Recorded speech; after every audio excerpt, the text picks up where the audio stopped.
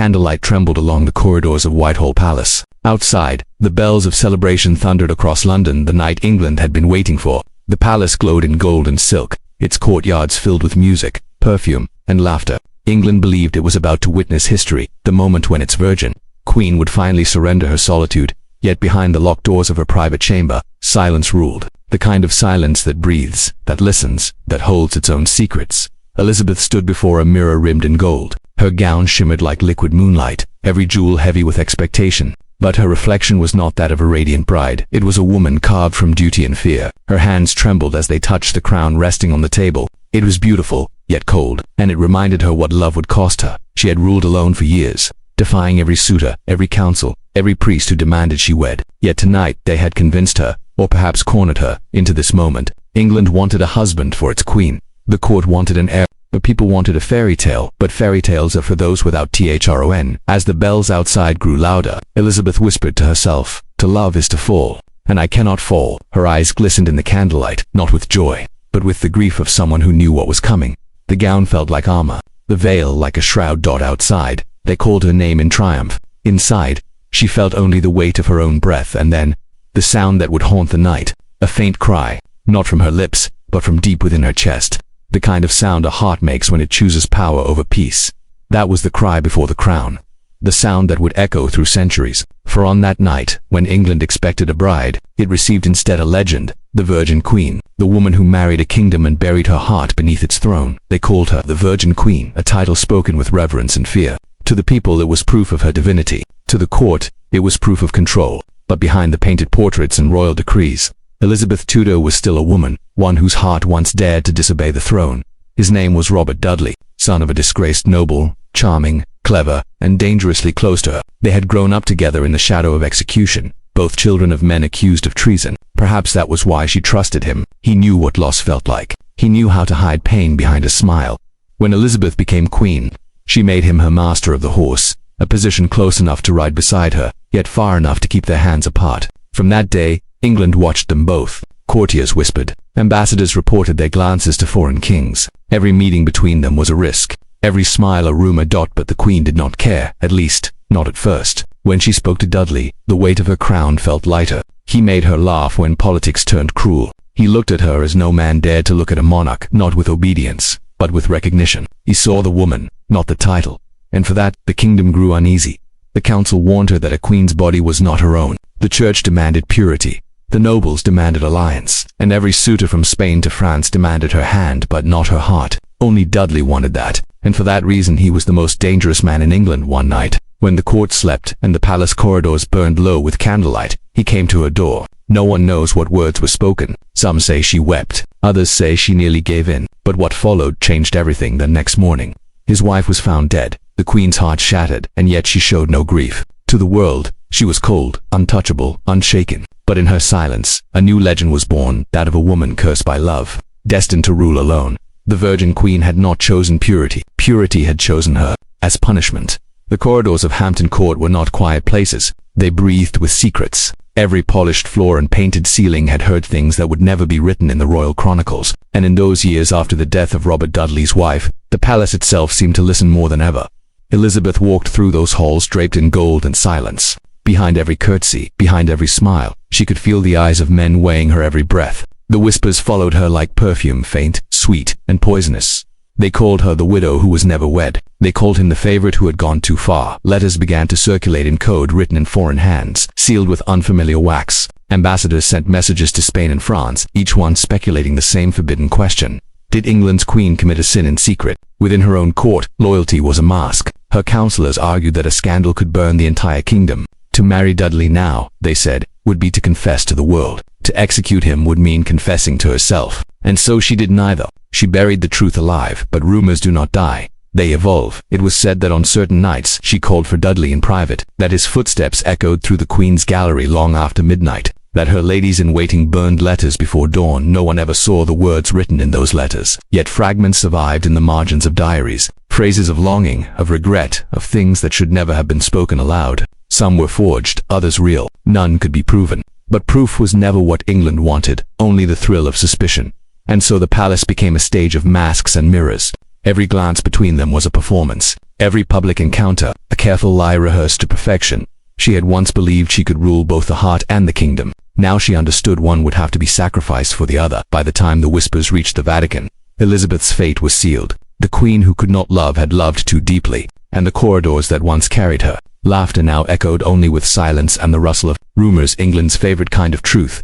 The queen's chamber was not merely a room, it was a kingdom within a kingdom, walls lined with tapestries depicting saints and victories, but within their woven threads hid the quiet truth of her isolation. The scent of burning wax and cold metal filled the air. In that dimly lit world of gold and silence, Elizabeth ruled not over England, but over her own fear.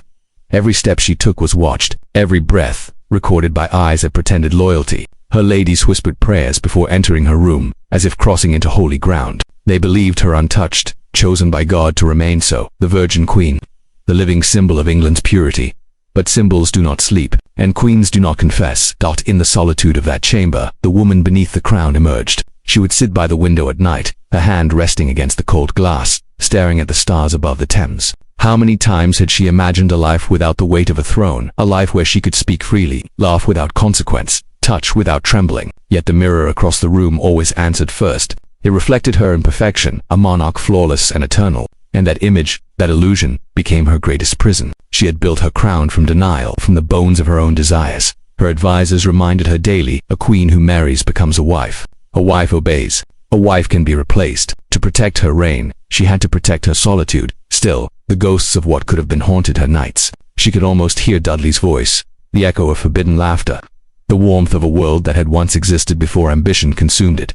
Outside her doors, courtiers plotted their next move. Inside, she plotted her own survival. Every letter, every word, every silence became a weapon. The chamber that was meant to be her refuge had turned into a cage, a silent cathedral, where she worshipped the only god left to her power. And so, behind the velvet curtains and silver mirrors, Queen Elizabeth made her choice once more to be alone. For love could be taken, but the crown could not.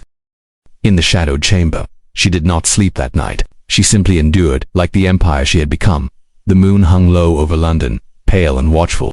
Inside the palace, the corridors gleamed with silver light, and servants hurried through them carrying roses, candles, and linen white as frost. It was to be the night of a union, the moment England would finally see its queen as both ruler and bride. But history would remember it for something else entirely. The preparations were flawless. The musicians rehearsed softly in the great hall, the royal bedchamber perfumed with lavender and crushed myrrh. Courtiers whispered that at last, the queen had chosen a husband. Some said it would be Robert Dudley in secret. Others believed a foreign prince had been smuggled in under disguise. No one could say for certain. All that was known was that the queen had given an order that no one was to disturb her until morning. Midnight came. The candles burned low. The musicians' last notes faded into silence. Yet the queen never appeared. Her ladies-in-waiting knocked once, twice, 3 times. No answer. Inside, the light of a single candle flickered beneath the door. And then, from within, a faint sound, not of joy or laughter, but a muffled cry, fragile and sharp, like the breath of someone breaking under invisible weight. By dawn, the corridors were still. The queen's guards found her standing before the mirror, still dressed in white, untouched, unmoving. Her face was pale, her crown set beside her rather than upon her head. When they asked if she was unwell, she only replied, "No man shall enter my chamber again." The order was immediate, unshakable, and final. No explanation followed. The guests dispersed in silence. The servants were sworn to secrecy, and the rumor that had begun as a whisper became legend before nightfall. Some claimed she had seen a vision, the ghost of her mother, Anne Boleyn, warning her of what marriage would bring. Others believed her heart had faltered at the edge of surrender, realizing love could destroy what she had built. Whatever happened within those locked walls, it changed her forever. The wedding night that never was became the cornerstone of her myth. England did not gain a husband that night. It gained a monarch bound by a vow stronger than steel. From that moment onward, Elizabeth Tudor ceased to be a woman in the eyes of her people. She became an idea, a symbol, a story. And the story began here in the night that history never saw. The years that followed turned triumph into solitude. The same bells that once rang for her glory now tolled for her silence. Elizabeth's reign grew stronger, her empire vast and feared, yet the woman behind the crown was fading, inch by inch, beneath its weight. In the daylight, she was majesty itself, draped in pearls, speaking with measured calm, commanding the respect of men who had never respected any woman before her. Her words could silence parliaments, her smile could summon armies. The world saw a queen who needed no one, but when the halls emptied and the candles burned low, another truth emerged. Behind her chamber doors, she was no longer the Virgin Queen of England, she was simply Elizabeth, a woman surrounded by ghosts. She would sit before her mirror for hours, staring into the reflection of a face she no longer recognized. The jewels felt heavy against her skin, the rouge on her lips like a mask she could not remove. Time had carved its truth into her, and she could not forgive it. Once, she had been desired. Now, she was revered. Reverence is colder than love. Every birthday, courtiers would offer her compliments. Poets would praise her beauty as eternal. She would nod graciously, yet her eyes always drifted toward the window, toward the horizon she would never touch, for she knew that to keep the throne, she had sacrificed the one thing that made life human. Her courtiers married, her servants bore children, her enemies found redemption. Only she remained untouched, the eternal bride of a kingdom that loved her power more than her heart. Sometimes she would walk through the gardens alone, where roses grew wild and bright beneath the sun. She would reach for one, then stop as though afraid of being pricked by something alive. That was the price of a throne. To rule an empire but never one's own heart. To be loved by millions yet known by none. She had won the crown through strength and sacrifice. But power, once claimed, asks for everything and gives nothing back. In her silence, in her poise, in the sorrow behind her painted eyes, Elizabeth carried her greatest victory and her greatest wound that a queen could conquer the world, but never herself. The final years of Elizabeth's life were written in whispers, not triumphs. The empire she had built stretched far beyond what any monarch before her had dreamed. Yet within the walls of Richmond Palace, the queen grew smaller, quieter, and strangely human once more. The courtiers spoke softly now when they addressed her. They bowed deeper, as if their respect could hide what everyone saw, the slow fading of a legend. The crimson gowns were still there, the jewels still glittered, but the fire that had once lit her eyes was dim. Nights grew longer, conversations shorter. Even the mirror, once her silent companion, had been covered with a black veil. She no longer wished to see what time had taken. It was said she began to speak to shadows, to the ghosts of her past. The memory of Robert Dudley lingered most of all. On her writing table, she kept a small box made of oak, worn smooth by her touch. Inside lay a letter, folded so many times it could crumble if opened. It was signed with one name, "Your most faithful servant, R.D." No one knew if she ever read it again.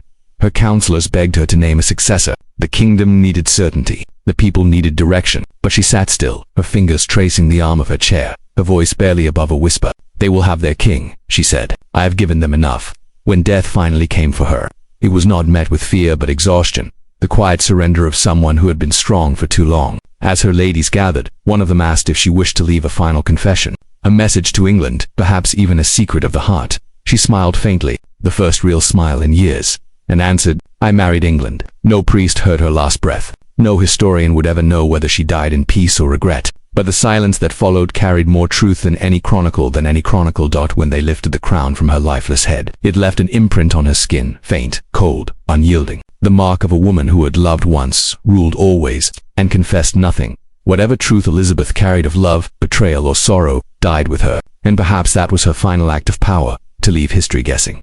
Centuries have passed, yet the image of Elizabeth endures, the pale face framed in lace, the unwavering gaze, the woman who ruled without yielding. Her portrait hangs in gilded halls, her name whispered in classrooms and histories as the symbol of strength, wisdom, and control. But behind that perfection lies a silence that still unsettles the world she left behind. Historians search her letters, her speeches, her diaries, desperate to uncover the truth she never spoke. Was she truly untouched, or merely untold? Did she deny love for power or for fear that love would destroy her as it had destroyed her mother? Each generation rewrites her story, trying to solve a mystery she built herself. What remains certain is this: Elizabeth mastered the greatest illusion of all, that power and loneliness are not opposites but companions. She understood that to rule, she must become a myth, and once a woman becomes a myth, she no longer belongs to herself. The world remembers her as the Virgin Queen, but perhaps that name was never about purity. It was about possession. She belonged to no man, no church, no king, only to her crown, and to the endless gaze of history. In every era since,